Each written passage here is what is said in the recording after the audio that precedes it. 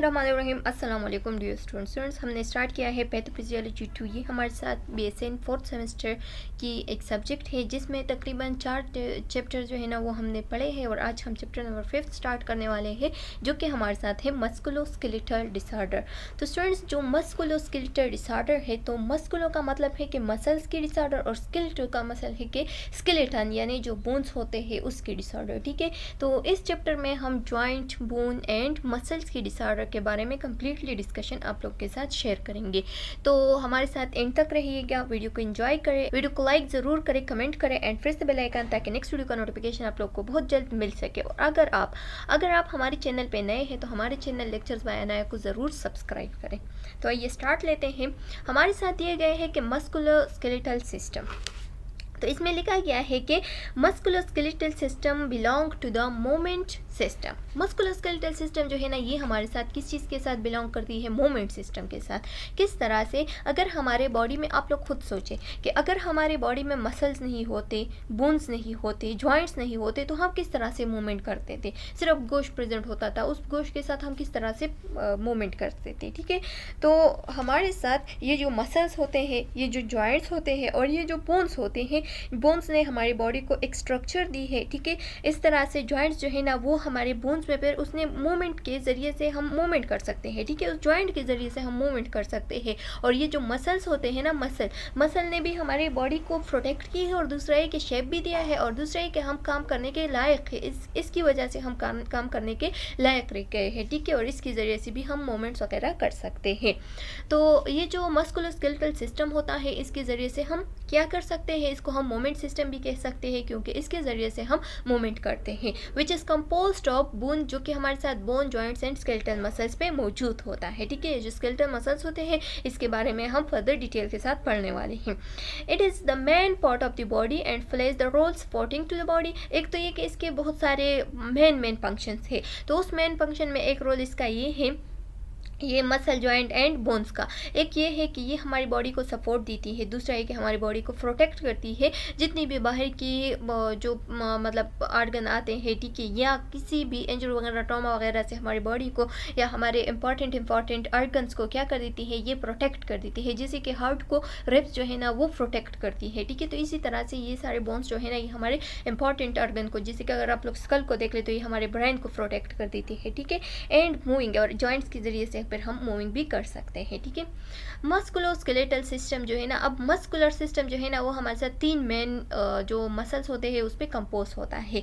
उस 3 main muscles में हमारे साथ एक जो है ना वो स्केलेटल मसल्स होते हैं। ठीक है, दूसरा जो है ना वो कार्डियक मसल है और तीसरा जो है ना वो स्मूथ मसल्स है। अगर इस डायग्राम में आप लोग देख ले तो कार्डियक मसल जो है ना ये हमारे साथ हार्ट में प्रेजेंट होते हैं। ठीक है, और ये इस तरह के मसल्स होते हैं, इसमें स्पेस थोड़ा ज़्यादा होता है। ठीक है, जबकि स्केलेटल मसल जो है ना वो इस तरह के होते हैं, इसमें स्पेस नहीं होता, बिल्कुल क्लोजली एक दूसरे के साथ बंडल्स जो है ना वो रिलेटेड होते हैं। ठीक है, और स्मूथ मसल जो है ना उसमें ज़्यादातर जो स्ट्रिएशन वगैरह है वो ज़्यादा होती है, आप लोग देख सकते हैं, और इसमें स्पेस भी होता है। ठीक है, तो अब फर्दर डिस्कस करते हैं स्केलेटल मसल। स्केलेटल मसल जो है ना ये हमारे साथ बंडल्स की शेप में मौजूद होते हैं। अगर आप लोग इस डायग्राम में देख ले तो ये हमारे साथ एक बंडल, दूसरा इस तरह से, ये जो है ना ये इसके अंदर मतलब बहुत सारे बंडल्स है, इस तरह से बहुत सारे बंडल्स है जो कि एक बंडल इससे निकाला गया है और इसके अंदर फिर हमारे साथ छोटे छोटे मसल फाइबर्स मौजूद होते हैं। ठीक है, ये जो बंडल्स ऑफ मसल्स होते हैं ये हमारे साथ किस चीज़ के ज़रिए से एक दूसरे के साथ कनेक्ट हो गई है? ये ब्लड वेसल्स के ज़रिए से। ठीक है, और ये ब्लड वेसल जो है ना फिर एक दूसरे के साथ कनेक्ट हो गए हैं बंडल्स, मतलब ये बंडल जो है ना ये फिर फर्दर कनेक्ट हो गए हैं जो कि यहाँ पे हम पढ़ने वाले हैं। ठीक है, अच्छा स्टूडेंट्स, तो लिखा गया है कि skeletal are voluntary striated muscles. Skeletal muscle को हम स्ट्रिएटेड मसल्स भी कहते हैं क्योंकि इसमें स्ट्रिएशन ज़्यादा होती है। ठीक है, ये आप लोग देख ले, इसमें स्ट्रिएशन बहुत ज़्यादा है। ये देखो इस साइड पे ये सारे स्ट्रिएशन है, तो इसको हम स्ट्रिएटेड मसल्स भी कहते हैं। ठीक है, and is the most abundant. ठीक है, और ये हमारे साथ क्या है? मोस्ट एबंडेंट है। एबंडेंट का क्या मतलब है? यानी ये हमारे साथ बहुत ज़्यादा अमाउंट में, एबंडेंट मतलब कि लार्ज अमाउंट में प्रेजेंट है। ठीक है, तो इस वजह से हम कहते हैं कि स्केलेटल स्केलेटल मसल्स को हम इसलिए यहाँ पे डिस्कस कर रहे हैं, ठीक है, जबकि कार्डियक एंड स्मूथ मसल को हमने छोड़ा है और स्केलेटल मसल को डिस्कस क्यों, क्योंकि स्केलेटल मसल बहुत सारे प्रेजेंट है हमारे बॉडी में, ठीक है, ये बहुत इंपॉर्टेंट है। कार्डियक मसल भी इंपॉर्टेंट है, स्मूथ मसल भी इंपॉर्टेंट है, लेकिन ऑल ओवर द बॉडी जो है ना ज़्यादातर हमारे साथ स्केलेटल मसल प्रेजेंट है। Tissue in the human body it's produce movement, और इसके ज़रिए से हम मूवमेंट कर सकते हैं, ठीक है। Each skeletal muscle fibre is रफली साइलेंड्रिकल, ये हमारे साथ रफली साइलेंड्रिकल शेप में क्या होते हैं, ये आप लोग देख सकते हैं। इसी तरह से ये एक दूसरे के साथ कनेक्ट होते हैं और रहते हैं, ठीक है। कंटेन मेनी न्यूक्लियाई, एक जो मसल होता है उसमें बहुत सारे न्यूक्लियाई प्रेजेंट होते हैं, ठीक है। एक मसल फाइबर में बहुत सारे न्यूक्लियाई जो है ना वो प्रेजेंट होते हैं। and is crossed by alternating light and dark bands which called striation, और इसमें क्या होते हैं, इसमें बहुत सारे स्ट्रेशन जो है ना डार्क एंड लाइट स्ट्रेशन इस पे प्रेजेंट होते हैं, तो इस वजह से इसको हम फिर striated या वॉलंटरी मसल्स भी कहते हैं, ठीक है। फाइबर्स बाइंड टुगेदर, ये जो फाइबर्स होते हैं एक दूसरे के साथ कनेक्ट होते हैं, किस चीज़ के ज़रिए से, कनेक्टिव टिश्यूज़ के ज़रिए से, ठीक है। और ये जो फिर कनेक्टिव टिश्यूज़ के ज़रिए से जो फाइबर कनेक्ट हो गए हैं, ये फिर एक दूसरे के साथ जो मतलब बंडल्स बनाते हैं या जो कनेक्ट हो जाते हैं, तो ये हमारे साथ बंडल्स के ज़रिए से कनेक्ट हो जाते हैं, ठीक है। और फिर फर्दर जो है ना ये हमारे साथ एक स्ट्रॉन्ग मसल में, जिसको हम स्केलेटल मसल है, उसमें कन्वर्ट हो जाते हैं, ठीक है। और उसके ज़रिए से फिर हमारे साथ जो मसल्स है वो बन जाती है। The skeletal muscle are complex structure composed of many muscle fiber, तो हमारे साथ यहाँ पे दिया गया है कि जो स्केलेटल मसल्स होता है इसका एक कम्प्लेक्स स्ट्रक्चर होता है। आप लोग इसके शक्ल को देख सकते हैं, बहुत कम्प्लेक्स सा शक्ल है, ठीक है। पहले जो है ना फाइबर्स है, फाइबर्स एक दूसरे के साथ कनेक्ट हो गए हैं, फिर एक बंडल बनाए गए हैं, फिर उस बंडल से हमारे साथ एक मसल जो है ना वो बन गई है, ठीक है। तो ये जो मसल्स होते हैं, ये जो स्केलेटल मसल्स होते हैं, ये बहुत कम्प्लेक्स शक्ल की होती है। मिनी ऑप मसल फाइबर, ठीक है। और इस तरह से nerve, blood vessels and connective tissues, इसमें बहुत सारे fibres, muscle fibres, nerves and blood vessels and इसके साथ साथ कनेक्टिव टिश्यूज मौजूद होते हैं स्केलेटल मसल्स में, ठीक है। फिर लिखा गया है कि the skeletal muscle are control by a somatic nervous system, ठीक है। ये जो स्केलेटल मसल्स होते हैं ये हमारे साथ सोमैटिक नर्वस सिस्टम, जो कि हमने बताया था कि इसमें जॉइंट, बोन्स एंड जो स्केलेटल मसल्स वगैरह होते हैं वो आते हैं, ठीक है। तो जो डीप जॉइंट्स, बोन्स वगैरह आते हैं तो उसको हम सोमैटिक नर्वस सिस्टम कहते हैं, तो ये भी हमारे साथ सोमैटिक नर्वस सिस्टम के ज़रिए से कंट्रोल होता है, ठीक है। द स्केलेटन, अब स्केलेटन को अगर देख लें तो स्केलेटन जो है ना वो दो हिस्सों पे तकसीम हो गया है। एक को हम कहते हैं द एपेंडिकुलर स्केलेटन एंड दूसरे को हम एक्सियल स्केलेटन कहते हैं, ठीक है। ये जो रेप्स होते हैं, हेड होता है, नेक होता है, ये हमारे साथ एक्सियल स्केलेटन में आता है, जबकि जो हैंड्स एंड फुट्स होते हैं, इसके जो बोन्स होते हैं, तो उसको हम कहते हैं कि एपेंडिकुलर स्केलेटन। ये आप लोग देख सकते हैं इस डायग्राम में, ये एपेंडिकुलर है जबकि ये एक्सियल है, ठीक है। इसमें ये जो रेड है ये एपेंडिकुलर है और ये ब्लू जो है ना ये हमारे साथ ये एक्सियल ये जो रेड है ये एक्सियल स्केलेटन है, जबकि ये ब्लू जो है ना ये हमारे साथ एपेंडिकुलर स्केलेटन है।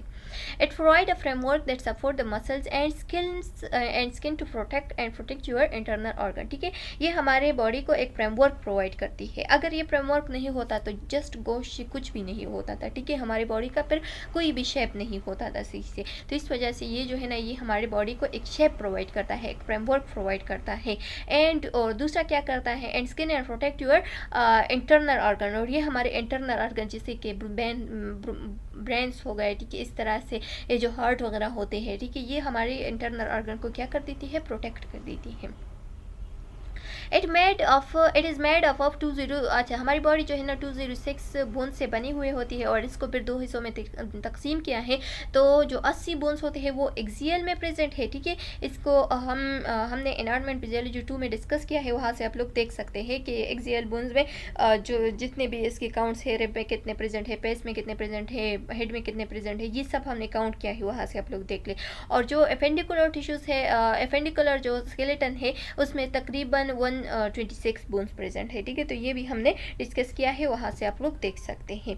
The appendicular skeleton is composed of bone that anchors and appendages to the axial skeleton, जबकि axial skeleton consist of bone from the axis of the body and support and protect the organ of the head, neck and trunk. ठीक है, आप लोग को समझ आया कि जो एक्सियल स्केलेटन होता है ये हमारी बॉडी को जो मतलब उसकी जो इंटरनल ऑर्गन्स होते हैं जो कि मतलब बहुत इंपॉर्टेंट ऑर्गन है, ब्रेन, जो स्टमक या जो हार्ट, ये सब जो है ना इसके ज़रिए से प्रोटेक्ट होती है। जबकि ये जो फेंडिकुलर सिस्टम होता है ये हमारे साथ ये जो चलने फिरने की या जो मतलब मूवमेंट्स वगैरह हो गए ये इसके ज़रिए से होती है। ठीक है, ये हमारे साथ हैंड्स एंड फेट्स को क्या देती है, एक शेप देती है।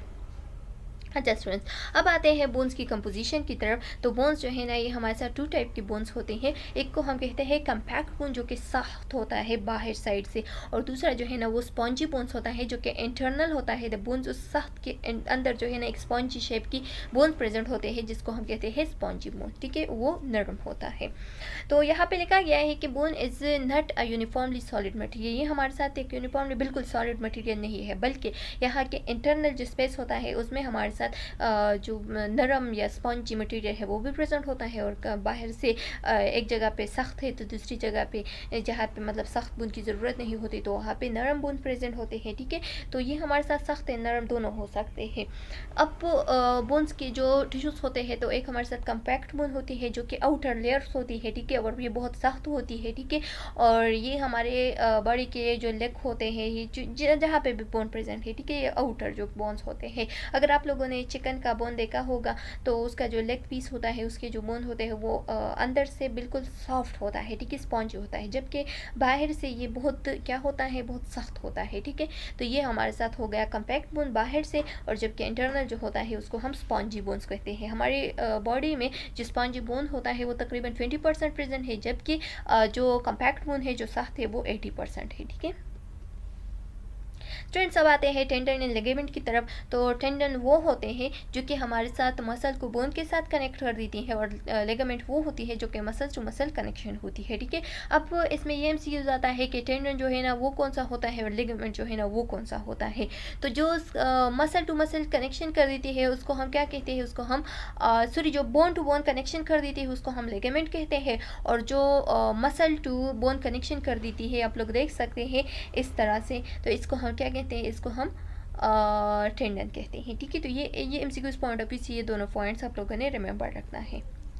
देखा गया है कि tendon and ligaments are dense connective tissues structure that connect muscles and bones. ठीक है, टेंडन एंड लिगामेंट जो है ना ये हमारे साथ दोनों कनेक्टिव टिश्यूज होते हैं, लेकिन एक जो है ना एक हमारे साथ मसल टू बोन कनेक्शन कर देती है और दूसरा जो है ना बोन टू बोन कनेक्शन कर देती है। ठीक है, tendon and ligament are compose largely and intracellular bundle of collagens collagen fibers arrange in the same direction and flank. ठीक है, जितनी भी टेंडन एंड लिगामेंट होते हैं तो ये लार्जली हमारे साथ इंट्रासेलुलर बंडल्स जो होते हैं, ठीक है, जो कि हमने मसल्स में बताए उससे बने हुए होते हैं। इसमें बहुत सारे कोलेजन फाइबर्स प्रेजेंट होते हैं। ठीक है, और ये हमारे साथ क्या कर देती है, ये कनेक्शन बना देती है बोन टू मसल्स। ठीक है, collagen a strong flexible protein. Collagen अब क्या होती है, हमारे साथ एक स्ट्रॉन्ग फ्लेक्सिबल प्रोटीन होती है and has great tensile strength, और इसका स्ट्रेंथ जो है ना वो बहुत ग्रेट होता है। ठीक है, and the breaking point of collagen fibre need to force and several 100 kilogram per square centimetre. ठीक है, और जब भी हम कोशिश करते हैं कि ये जो कोलेजन फाइबर है इसको तोड़ दे तो इसके तोड़ने के लिए बहुत 100 किलोग्राम पर स्क्वायर सेंटीमीटर जो पोर्स है उसकी ज़रूरत होती है। तो ये आसानी के साथ ब्रेक नहीं होता क्योंकि ये बहुत टेंसाइल होता है। ठीक है, अब हमारे साथ आते हैं टेंडन एंड लिगामेंट। तो हमने बात की कि टेंडन जो है ना वो किस चीज़ को कहते हैं और लिगामेंट किस चीज़ को कहते हैं। ठीक है, तो यहाँ पे लिखा गया है कि the breaking point of collagenous fiber needs force of several. Collagenous fiber को ब्रेक करने के लिए बहुत सेवरल जो फोर्स होता है उसकी ज़रूरत होती है। जैसे कि फॉर एग्जांपल एक कोलिजीनियस फाइबर को तोड़ने के लिए 100 kilogram per square centimetre force होना ज़रूरी है। ठीक है, लिखा गया है कि जॉइंट्स जो है ना ये हमारे साथ क्या होती है, तो joints are site where 2 or more bones meet to hold the skeletal together and give its mobility। बताया गया है कि जॉइंट्स जो है ना ये हमारे साथ बोन्स की जो एंड साइड्स होते हैं, दो बोन्स का कनेक्शन जो होता है, मतलब एक बोन का एंड साइड और दूसरे बोन का एंड साइड, तो उन दोनों को हम एक चीज़ के साथ एक दूसरे के साथ कनेक्ट करने की कोशिश करते हैं। जब भी हम उन दोनों को कनेक्ट करने की कोशिश करते हैं तो वहाँ पे हम एक जॉइंट्स जो है ना वो प्रेजेंट होता है। ठीक है, और उस जॉइंट को हम कहते हैं कि ये जो है ना ये हमारे साथ कनेक्शन बिटवीन टू बोन करता है, ठीक है। आप लोग देख सकते हैं हमारे साथ एक जॉइंट है, इसके ज़रिए से जो है ना दो बोन्स का कनेक्शन हो गया है। इसी तरह से इन दोनों के बोन्स के दरमियान जो है ना सेमी मूवेबल जॉइंट्स प्रेजेंट है, जबकि इसके दरमियान जो है ना इमूवेबल जॉइंट प्रेजेंट है, ठीक है। आप लोग देख सकते हैं इसमें जॉइंट प्रेजेंट है लेकिन इमूवेबल जॉइंट है। अच्छा स्टूडेंट्स, और ये जो जॉइंट्स होते हैं ये क्यों प्रेजेंट हुए, क्योंकि ये हमारे साथ मोबिलिटी देते हैं, ठीक है। There are two classes of joint based on their moment. ये अब हमारे साथ दो जॉइंट्स की दो क्लासेस है, ठीक है, on the basis of their moment के बेस पे। तो एक को हम कहते हैं सेमी मूवेबल जॉइंट, जबकि दूसरे को हम कहते हैं साइनोवियल जॉइंट या फ्रीली मूवेबल जॉइंट, ठीक है। तो सॉलिड आर साइनोथ्रोसिस, तो सॉलिड आर साइनोथ्रोसिस को हम इसको हम क्यों सॉलिड और साइनोथ्रोसिस कहते हैं, क्योंकि ये हमारे साथ क्या होती है, ये हमारे साथ इमूवेबल होती है, ठीक है, एंड हैव नो कैविटी, इसमें कोई भी कैविटी नहीं होती, ठीक है। यानी आप लोग देख सकते हैं इसमें कोई भी स्पेस भी नहीं है, ठीक है। और ये जो है ना ये एक दूसरे के साथ मूवमेंट भी नहीं कर सकते, यानी ये मूव भी नहीं हो सकते। और ये जो है ना ये हमारे साथ स्कल के जो जितनी भी जॉइंट्स है उसको हम कहते हैं कि ये हमारे साथ साइनोथ्रोसिस है, ठीक है, यानी इमूवेबल जॉइंट है। हैव नो कैविटी, इसमें कैविटी नहीं होती, इस वजह से भी ये मूवमेंट नहीं कर सकते। And bound to connective tissues are cartilage, ठीक है। अच्छा स्टूडेंट्स, अब हमारे साथ लिखा गया है साइनोवियल जॉइंट। तो साइनोवियल जॉइंट जो है ना ये फ्रीली मूवेबल होते हैं, क्योंकि इसमें क्यूटी भी मौजूद होते हैं और इसमें ब्लड भी ज़्यादा होते हैं, इस वजह से ये फ्रीली मूवेबल हो सकते हैं। आप लोग देख सकते हैं ये हमारे साथ साइनोवियल जॉइंट है जो कि फ्रीली और एक अदर क्लास है जो जॉइंट के, तो उसको हम सेमी मूवेबल कहते हैं, क्योंकि ये जो है ना ये कार्टिलेजिनियस होते हैं, ठीक है, और ये मतलब कुछ लिमिट तक मूवमेंट कर सकते हैं, फ्रीली मूवेबल नहीं होते। How do they work together, ठीक है। जितने भी स्केलेटल सिस्टम है, जितने भी स्केलेटल है, जितनी भी मसल्स है और जितनी भी जॉइंट्स है, ये किस तरह से एक दूसरे के साथ वर्क करते हैं, ठीक है, तो उसको पढ़ते हैं। The musculoskeletal system consist of the skeletal system. जो मस्कुलोस्केलेटल सिस्टम होते हैं ये हमारे साथ स्केलेटल मसल्स पे, स्केलेटल सिस्टम पे यानी bone joint and skeletal muscles पे मौजूद होता है, ठीक है। इसमें क्या क्या प्रेजेंट होते हैं, bones, joints and skeletal systems. These two system work together, ये जो दोनों सिस्टम है ये एक दूसरे के साथ वर्क करती है। कौन कौन से दोनों सिस्टम, यानी bones, joint and skeletal muscles, ठीक है, ये एक दूसरे के साथ वर्क करती है। और इसका बेसिक फंक्शन जो है ना हमारे लाइफ के लिए क्या ज़रूरी होती है, इसका बेसिक फंक्शन क्या होता है हमारी लाइफ पे, तो एक तो ये कि ये हमारी प्रोटेक्शन करती है इंपॉर्टेंट ऑर्गन की, दूसरा ये कि ये हमें सपोर्ट देती है, तीसरा ये कि हमारी सेल की फॉर्मेशन करती है, जितनी भी ब्लड सेल है वो इसके ज़रिए से बनते हैं, ठीक है। मिनरल होम्योस्टेसिस बोन के ज़रिए से होती है, और इसके साथ साथ जितनी भी स्टोर पैड्स होते हैं, मिनरल्स होते हैं, उसकी स्टोरेज भी बोन्स में हो जाती है, ठीक है। तो जब भी हमें ज़रूरत मिनरल्स या पैड्स की पड़ती है तो इससे ये हार्डिश होती है और हमारी बॉडी को प्रोवाइड कर देती है। अच्छा स्टूडेंट्स, अब आप लोग देख सकते हैं ये हमारे साथ ये जो डायग्राम दिया गया है ये स्केलेटल जस्ट हमारे साथ बोन है, ठीक है। ये फिर इसके साथ कुछ जो जॉइंट्स वगैरह है वो आ गए हैं, और फिर उसके बाद जो है ना पूरे मसल्स बन गए हैं, तो ये हमारे साथ पूरा मस्कुलोस्केलेटल सिस्टम बन गया है। मस्कुलोस्केलेटल डिसऑर्डर्स, अब हम कुछ डिसऑर्डर्स के बारे में पढ़ेंगे जो कि हमारे साथ joints, bones and muscles and spines में मौजूद होते हैं, ठीक है। तो उसमें कुछ डिसऑर्डर जो है ना वो हम इस वीडियो लेक्चर में कंप्लीट करेंगे, और कुछ जो है ना वो दूसरे पार्ट में हम कंप्लीट करेंगे।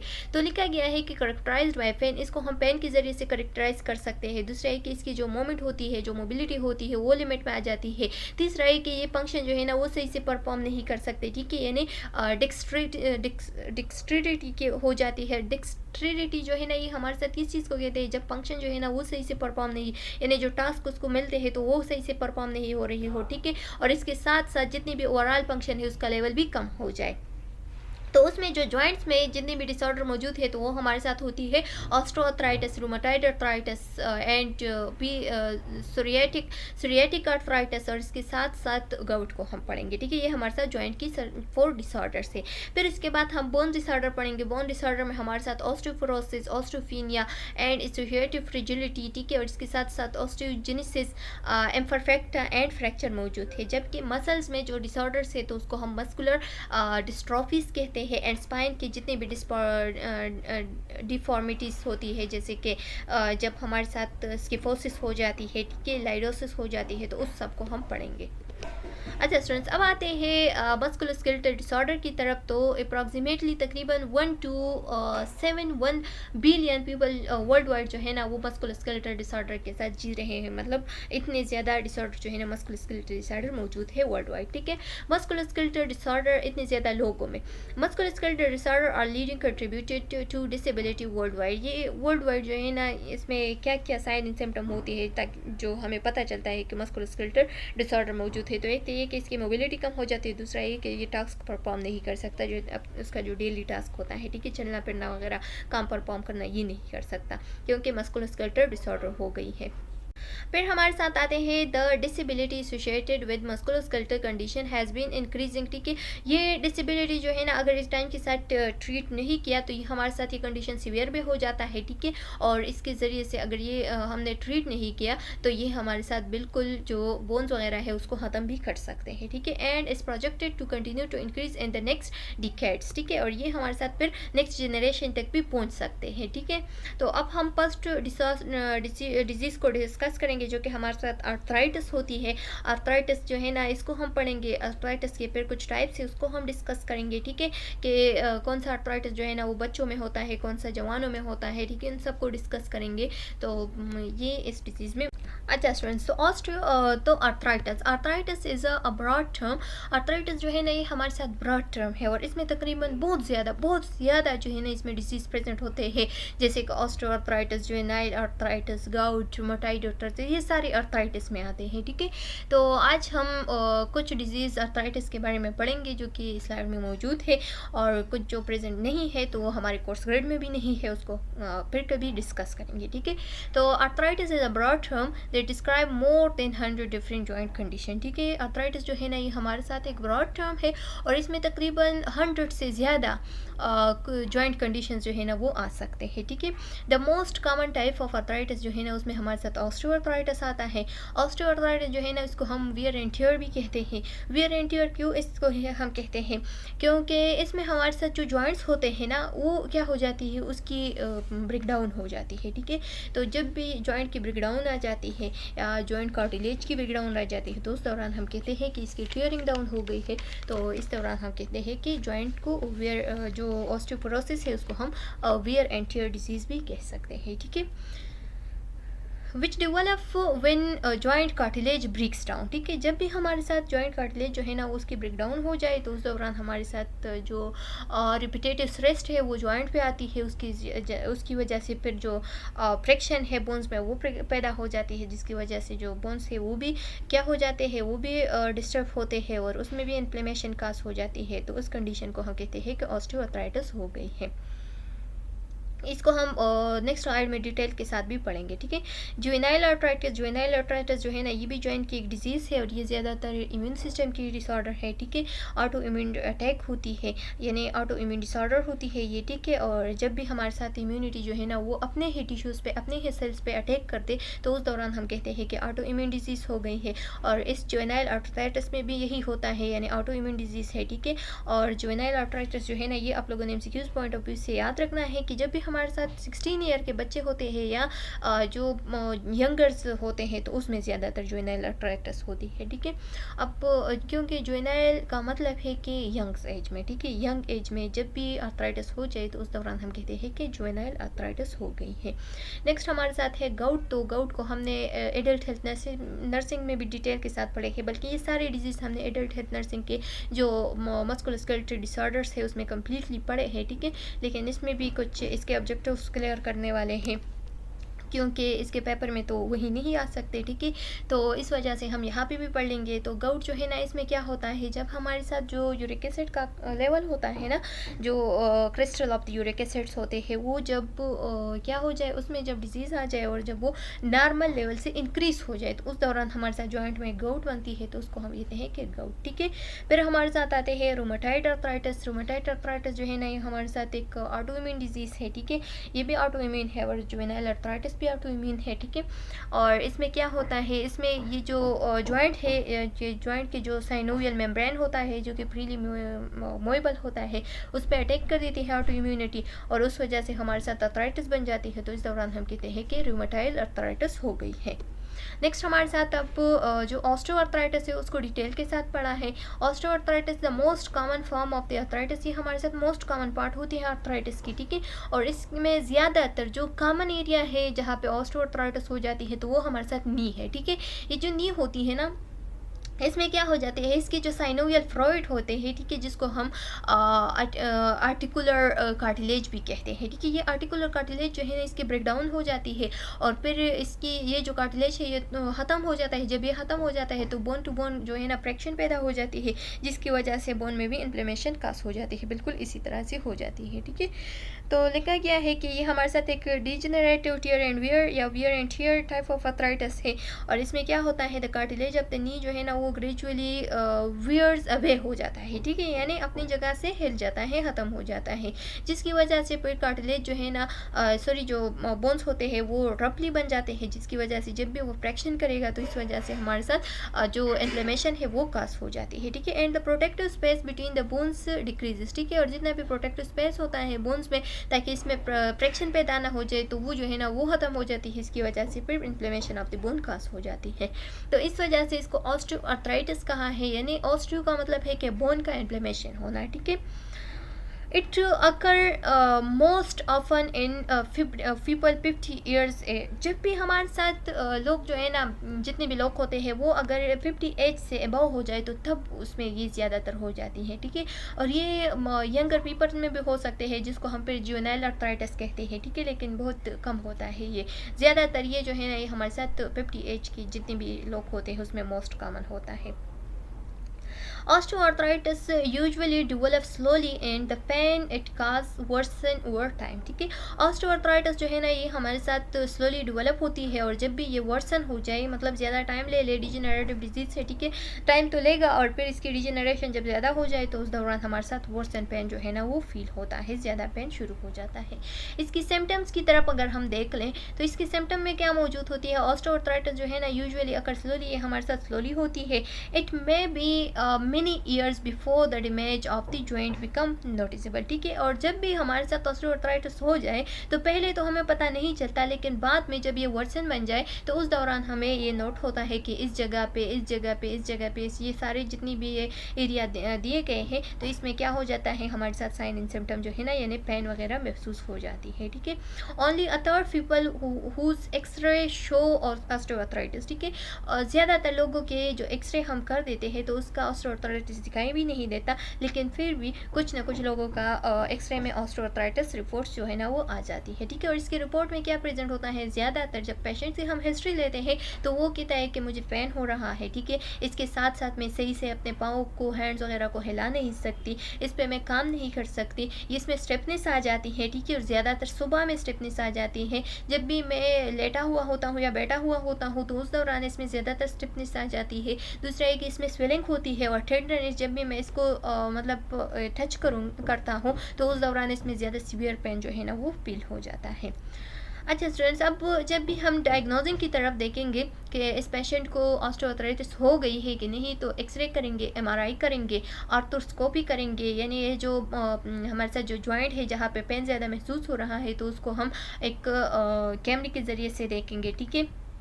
इसके साथ साथ हम ब्लड टेस्ट करेंगे और ब्लड टेस्ट से हम मालूम करेंगे कि बैक्टीरियल इन्फेक्शन या वायरल इन्फेक्शन तो नहीं है, ठीक है। अगर ऑस्टियोआर्थराइटिस हो गया है तो उसमें जितनी भी हमारे साथ जो मतलब जो ESR वगैरह होती है तो वो क्या हो जाते हैं, वो रेस हो जाते हैं, ठीक है। तो उसको हम देखेंगे ब्लड टेस्ट में। और इसके साथ साथ हम एक जॉइंट फ्लूइड एनालिसिस करते हैं, ये हम एक नीडल के ज़रिए से करते हैं, नीडल इंसर्ट करते हैं और इसके साथ ये फ्लूइड जो है ना इसको निकाल देते हैं, उसको फिर टेस्ट कर देते हैं कि ये किस वजह से हो सकती है, ठीक है। तो लिखा गया है कि एक्सरे में हम क्या करते हैं, cartilage doesn't show off on X-ray. अगर हमारे साथ एक्सरे इमेज के ज़रिए से कार्टिलेज का कोई भी शो अप नहीं दिया गया, but cartilage loss of revealed by narrowing of the space between the bones and your joint, ठीक है। हमें कुछ भी कार्टिलेज का दिखाई नहीं देता ये जो एक्सरे होती है, लेकिन क्या हो जाता है ये जो space between the bones to bone होता है जहाँ पे जो ऑस्टियोआर्थराइटिस हो गई है तो उसका स्पेस जो है ना ना वो कम हो जाता है, क्योंकि इससे ये जो एरिया होती है, ये जो कार्टिलेज होता है, ये ख़त्म हो जाता है। तो इस वजह से बोन जो है ना वो इसके साथ फ्रैक्शन करना स्टार्ट कर देती हो, तो उससे हमें ज़ाहिर हो जाता है कि ये जो है ना इस एरिया में कुछ ना कुछ हो गया है, ठीक है। फिर हम MRI करते हैं, फिर उसके बाद ऑर्थोस्कोपी करते हैं, ब्लड टेस्ट करते हैं, ताकि जो ASR वगैरह है वो अगर रेस हो गया है तो इसका मतलब ये है कि इन्फ्लेमेशन हो गई है। एंड जॉइंट फ्लूइड एनालिसिस, जो कि मैंने आप लोगों को बताया कि हम क्या करते हैं, इस एरिया से फ्लूइड जो है ना उसको निकाल के उसको टेस्ट कर देते हैं, ठीक है। फिर हमारे साथ ट्रीटमेंट आती है। तो ट्रीटमेंट में यहाँ पे कुछ मेडिसिन दी गई है कि उसके ज़रिए से हम ट्रीट कर सकते हैं ऑस्टियोआर्थराइटिस को। तो उसमें हमारे साथ एसिटामिनोफेन है। एसिटामिनोफेन आप लोग जानते हैं कि ये हमारे साथ सिंपल पैरासीटामोल होते हैं, ठीक है। इसको हम एज अ पेन किलर भी यूज़ कर सकते हैं। और फिर हमारे साथ आते हैं non steroid anti inflammatory drugs, जितनी भी एनसाइड्स है, जिसमें हमारे साथ आइब्रोपेन आते हैं, ठीक है। नेफ्रोक्सिन सोडियम आते हैं। टिपिकली रिलीफ ऑस्टियोआर्थराइटिस पेन, जितना भी पेन होता है तो उसकी रिलीव करने के लिए हम ये दे सकते हैं।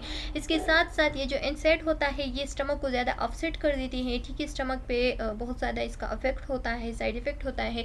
तो और कार्डियोवैस्कुलर प्रॉब्लम्स भी इसकी वजह से पैदा हो सकती है, लिवर एंड किडनी को भी डैमेज कर सकती है। तो जब भी हम पेशेंट को non steroid anti inflammatory drug prescribe करते हैं तो उस दौरान हम पेशेंट से पूछते हैं कि कोई स्टमक का या कार्डियोवैस्कुलर या कोई लिवर या किडनी डिजीज़ तो नहीं है। अगर है तो उसके लिए फिर हम मैनेज कर देते हैं ड्रग को, ठीक है। एनसेड जो है ना ये हमारे साथ एक जेल लाइक ड्रग्स होती हैं, ठीक है। और इसमें क्या होता है, ये जो जितने भी अफेक्टेड जॉइंट्स होते हैं तो वहाँ पे पहुँच जाते हैं और कुछ टाइम के लिए पेन को रिलीव कर देती है, ठीक है। फिर हमारे साथ कुछ सर्जिकल प्रोसीजर्स आते हैं, जिसमें हमारे साथ मतलब हम ये जो जॉइंट्स होते हैं उसको क्या कर देते हैं, रिप्लेस कर देते हैं, ठीक है। दूसरा जॉइंट्स लगा सकते हैं, या कुछ अदर प्रोसीजर जैसे कि कॉर्टिसोन इंजेक्शन को हम लगा देते हैं, ठीक है, ताकि ये जो पेन है ये रिलीव हो जाए। दूसरा एक ये जो जॉइंट है ये दोबारा से रिकवर हो जाए, ठीक है। एंड लुब्रिकेशन इंजेक्शन कर देते हैं। लुब्रिकेशन इंजेक्शन में यहाँ पे कुछ फ्लूइड जो है ना, जो कि साइनोवियल फ्लूइड्स होते हैं, उसको हम इंसर्ट करते हैं इस एरिया में, यानी जहाँ पे हमारे साथ इन्फ्लेमेशन हो गई है, जो इन्फ्लेम्ड जॉइंट होता है वहाँ पे, ताकि इसकी मूवमेंट जो है ना वो सही हो जाए, ठीक है। और दूसरा है कि जॉइंट रिप्लेसमेंट वही सर्जिकल प्रोसीजर है। अब हमारे साथ जो दूसरा डिजीज़ है वो हमारे साथ रूमेटॉइड अर्थराइटिस है, तो उसको पढ़ेंगे। तो स्टूडेंट्स अब हमारे साथ आते हैं रूमेटॉइड अर्थराइटिस। रूमेटॉइड अर्थराइटिस जो है ना ये भी हमारे साथ ऑटो इम्यून डिसऑर्डर्स होती है, और ये ज़्यादातर जो छोटे छोटे जॉइंट्स होते हैं जैसे कि फिंगर्स के जॉइंट्स हो गए, ठीक है, ये इसमें ज़्यादातर हो जाती है, ठीक है। और ये जो है ना ये ज़्यादातर ये यंग एज में भी हो सकती है, ठीक है। इसके साथ साथ ये 30 to 50 ईयर जो है ना इसमें ज़्यादा प्रेवलेंस होती है, ठीक है। यानी ज़्यादातर लोगों में 30 to 50 ईयर के लोगों में ये ज़्यादा पीक पे होती है, इसकी जो रेंज है वो ज़्यादा होती है, ठीक है। तो लिखा गया है कि रूमेटॉइड अर्थराइटिस जो है ना ये हमारे साथ एक ऑटो इम्यून डिसऑर्डर्स होती है, जो कि हमारे जॉइंट्स को जो ज़्यादातर ये फिंगर्स के जॉइंट जो है ना इसको पहले इफेक्ट कर देती है, बाद में ये जो लंबे लंबे जॉइंट्स होते हैं, जो बड़े बड़े जॉइंट्स होते हैं उसको इफेक्ट कर देती है, ठीक है। In some people the condition can damage wide variety of body system. और इसमें क्या हो जाता है, जब भी हमारे साथ रूमेटॉइड अर्थराइटिस हो जाए तो ये जो है ना ये हमारे साथ ये हमारे साथ क्या कर देती है, ये हमारे साथ ये जो ज़्यादातर जो बॉडी के सिस्टम्स होते हैं जैसे कि स्किन हो गया, इसके साथ साथ आइज़, लंग्स, हार्ट एंड जो ब्लड वेसल्स, इसमें जितने भी सिस्टम्स होते हैं उसको भी कभी कभार अपने साथ डैमेज कर देते हैं, ठीक है। इस कंडीशन, अगर ये कंडीशन सीवियर। अच्छा students, unlike osteoarthritis, rheumatoid arthritis affect lining of the joint, ठीक है। जिस तरह से ऑस्टियोआर्थराइटिस था तो बिल्कुल उसी तरह से ये भी हमारे जॉइंट की जो लाइनिंग होती है उसको अफेक्ट कर देती है, ठीक है, काजिंग द पेनफुल स्वेलिंग। और इसके साथ साथ फिर पेनफुल स्वेलिंग इसके रिजल्ट में आ जाती है, जिसके बाद जो बोन है उसकी एरोजन हो जाती है, यानी बोन जो है ना वो फ्रैक्शन स्टार्ट कर देती है, उसमें भी इन्फ्लेमेशन काज हो जाती है एंड जॉइंट डिफॉर्मिटी हो जाती है, ठीक है। यानी जॉइंट जो है ना वो डिसकम्फर्टेबल या खराब हो जाता है। Severe rheumatoid arthritis can cause physical disability. Severe, अगर हमारे साथ रूमेटॉइड अर्थराइटिस सीवियर हो गया तो उसके साथ ये जो सीवियरिटी है ये हमारे साथ फिजिकल डिसेबिलिटी यानी फिजिकल जो एबनॉर्मेलिटी है वो भी काज कर देती है, ठीक है। यानी फिर बंदा जो है ना वो चलने फिरने के लायक नहीं होता, किसी चीज़ को भी हाथों से उठा नहीं सकता, ठीक है, क्योंकि उसके जॉइंट्स जो है ना वो डिसेबल हो गए हैं। Effect 1 to 3% of the population world wide में 1 to 3% पॉपुलेशन जो है ना वो अफेक्टेड है, ठीक है, विद अ पीक प्रेवलेंस जो है ना ये हमारे साथ पीक बैकअप होता है ज़्यादातर जो वर्ल्ड वाइड अगर हम रेशो देख ले तो 30 to 50 ईयर की एज जो जितने भी लोग होते हैं वो ज़्यादातर पीक पे होती है रूमेटॉइड अर्थराइटिस के। इसकी साइन एंड सिम्टम की अगर हम बात करें तो टेंडरनेस होगी, ठीक है, स्वेलिंग होगी, इसके साथ साथ वार्म होगी ये एरिया जहाँ पे अफेक्ट हो गई है, रूमेटॉइड अर्थराइटिस हो गई है, ठीक है, जॉइंट स्टिफनेस होगी एंड ज़्यादातर ये जॉइंट स्टिफनेस जो है ना ये 30 मिनट्स के लिए या 1 आवर के लिए ये मॉर्निंग में होती है, ठीक है। जब भी मॉर्निंग स्टिफनेस हो जॉइंट की तो ये हमारे साथ एक डायग्नोस कर सकती है किस चीज़ को, रूमेटॉइड अर्थराइटिस को। फटीग होगी, फीवर होगी, लॉस ऑफ एपेटाइट होगी, ठीक है, भूख नहीं लगेगी, फीवर इस वजह से होगी क्योंकि इन्फ्लेमेशन हो गया है, थकावट भी होगी क्योंकि वो काम करने के लायक नहीं होता फिर, ठीक है। इसके साथ साथ रूमेटॉइड अर्थराइटिस अगर अर्ली स्टेज में होता है तो इस दौरान हमारे साथ ये जो स्मॉल फिंगर जॉइंट्स वगैरह है इसको इफेक्ट कर देती है, लेकिन इस डिजीज़ को हमने ट्रीट नहीं किया और ये प्रोग्रेस में चला गया सीवियर कंडीशन में, तो तब हमारे साथ rest, knee, ankle and elbow, hip and shoulder के जो जितनी भी जॉइंट्स है उसको इफेक्ट कर सकती है, ठीक है। In the most cases symptom occur in the same joints on both sides of your body, ठीक है, both side of your body के जॉइंट्स जो है ना उसको सेम टाइम पे इफेक्ट कर देती है और दोनों साइड पे ऑफ द बॉडी यानी दोनों हैंड्स में, दोनों फुट्स वगैरह जहाँ पे भी दोनों साइड ऑफ द बॉडी जो है ना इसके साथ इफेक्ट हो जाती है रूमेटॉइड अर्थराइटिस में। द प्रोग्रेसिव जॉइंट्स डिस्ट्रक्शन में लीड टू सबलुक्सेशन, ठीक है। सबलुक्सेशन का क्या मतलब है, यानी जो जॉइंट है वो अपनी जगह से हिल जाएंगे, ठीक है, उसकी डिसलोकेशन हो जाएगी, ठीक है, अपनी जगह से गायब हो सकती है अगर इसको मतलब ट्रीट नहीं किया और ये फर्दर प्रोग्रेस में चला गया। इन मिस अलाइनमेंट में भी हो सकती है, किस तरह से, यानी अपनी जगह से हिल जाती है और उस वजह से डिसलोकेशन भी हो जाती है, ठीक है। And instability of the joint and limitation of movement, ठीक है, और हमारे बोन्स का लिमिटेशन ऑफ मूवमेंट कर देती है, ठीक है, और वो इनस्टेबल रहती है, जितनी भी जॉइंट्स है वो इनस्टेबल रहती है। ये जो एंकल होती है ना, एंकल कि अगर एंकल में हमारे साथ इन्वॉल्व है तो उस दौरान जो फ्लेक्शन एंड एक्सटेंशन है उसको लिमिट में कर सकती है, ठीक है। ये जो दोनों मोमेंट्स है जिसे कि हमने इसको हमने कहाँ पे पढ़ा है, हेल्थ असेसमेंट 2 में पढ़ा है, ठीक है। Which can create difficulty in walking, जिसकी वजह से फिर हम वॉकिंग नहीं कर सकते, उसमें डिफ़िकल्टी आ सकती है, नेक डिस्कम्फर्ट हो सकती है, ये ज़्यादातर कॉमन है, ठीक है, इसमें नेक स्टिफनेस वगैरह हो सकती है। In rare cases long standing disease can lead to neurologic complication भी इसके साथ काज हो सकती है, जैसे कि ऑसिपिटल हेडेक हो गया। ऑसिपिटल हेडेक का क्या मतलब है, ये जो बैक साइड नेक होता है, ठीक है, नेक एंड जो बैक हेड है तो इसमें दर्द होता है, ठीक है, तो उस दौरान हम कहते हैं कि ऑसिपिटल हेडेक हो गया है। मसल वीकनेस हो सकती है, इसके साथ साथ नमनेस एंड टिंगलिंग हो सकती है, यानी सुई चबना या जो है ना बिल्कुल मुरझाया हुआ होना, यानी लॉस ऑफ सेंसेशन, ठीक है, एंड इसके साथ साथ और क्या हो सकती है, वीकनेस होगी, ठीक है, अपर एक्सट्रीमिटीज़ में। अब वो हम इन्वेस्टिगेशन किस तरह से करेंगे, यानी किस तरह से हम डायग्नोस करेंगे कि रूमेटॉइड अर्थराइटिस हो गई है, तो CBC complete blood count test करेंगे, ठीक है, इसके साथ साथ ESR एंड CPR करेंगे, CRP करेंगे, ताकि हमें पता चले कि ये वायरल इन्फेक्शन है या बैक्टीरियल इन्फेक्शन है या इन्फ्लेमेशन हो गया है, ठीक है, क्योंकि ये ज़्यादातर इन्फ्लेमेशन या इन्फेक्शन में रेस्ट होते हैं ये दोनों, ठीक है। फिर हमारे साथ आते हैं सीरम ऑटो एंटीबॉडीज़ को टेस्ट करेंगे। अगर हमारे साथ जो इम्यूनिटी है वो ज़्यादा हो गई है तो उस दौरान भी हमारे साथ ऑटो इम्यून डिसीज़ होती है ये, ठीक है, तो उसको भी टेस्ट करेंगे। इसके साथ साथ एक्सरे करेंगे जॉइंट की, कि जॉइंट नैरो तो नहीं हो गई है, ठीक है, एंड बोन जो है ना उसमें स्पेस तो कम नहीं हो गया है। फिर हमारे साथ जो साइनोवियल फ्लूइड है उसको टेस्ट करेंगे, ठीक है, उसमें अगर न्यूट्रोफिल लेवल ज़्यादा हो गई है तो इस दौरान भी ये हमारे साथ ये डिजीज़ हो सकती है, एंड रूमेटॉइड न्यूडल्स को चेक करेंगे।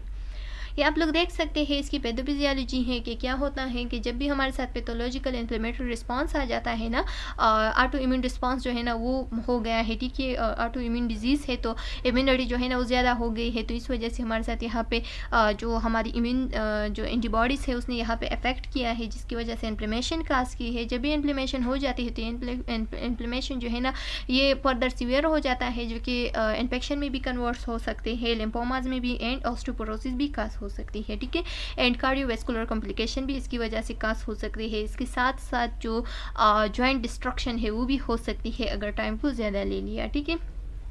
अच्छा स्टूडेंट, ये जो है ना ये किस वजह से होती है? तो जेनेटिक की वजह से भी हो सकती है, एनवायरमेंटल फैक्टर्स की वजह से भी हो सकती है, ठीक है।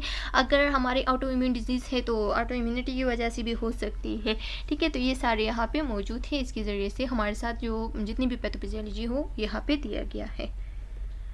फिर है genetic of rheumatoid arthritis. Rheumatoid arthritis जो है ना वो जेनेटिकली किस तरह से प्रोग्रेस होती है, ठीक है। तो लिखा गया है कि rheumatoid arthritis is associated with many common polymorphism. Polymorphism यानी डिफरेंट शेप्स, ठीक है। ये पॉलीमॉर्फिज्म है, डिफरेंट शेप्स है, ठीक है, मल्टीपल शेप। To contribute